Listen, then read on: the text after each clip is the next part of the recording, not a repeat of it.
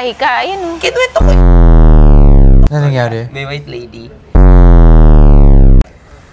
Tapos ginununan ko lang siya ng mata, tapos nag-U-turn siya. Oh my God, nakita mo At okay, pa nagkabahay kami once. Tapos ewan ko kung ang pinakarason bakit kami umalis daw kasi may nakita kong mumu. May nakita ko white lady. First and last incident. May white lady. Tapos ginununan ko lang siya ng mata, tapos nag-U-turn siya. Oh my God, nakita mo talaga?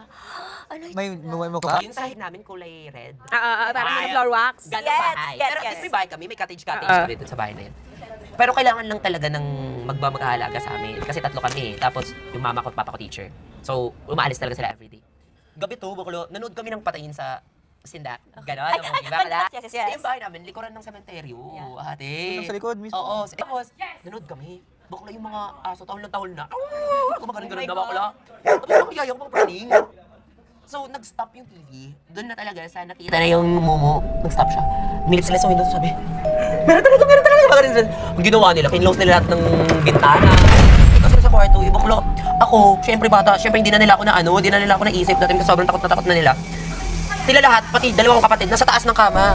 Nagkikita ng kumot. Ako, baba ako ng kama, baba ng kama. Tapos ayun, doon ko yung incident ng white lady incident. Pumasok lang siya kasi kwarto namin, kurtina lang yung door. Wala kaming door na not like the other, kurtina lang. Buklo, parang dumaan siya sa kurtina, tapos tinignan niya ako. Ganun siya, daklaka siya, tapos tinignan ako. Buklo, ito kami, ako ganyan din ako. Ganyan talaga ako without unique factor, tapos tinignan ako, tapos umikot siya. Tapos bumalik siya. Nalalala mo yung tsura? Ano yung tsura niya? Takot yung white talaga na parang nakakatakot talaga. May third ay ka, ayun. Nani? Kinuwento ko yung kilabet, kipang-tawa sila, kasi parang yung white lady na yung nag-back. Gusto mo pa ba ng PBB updates?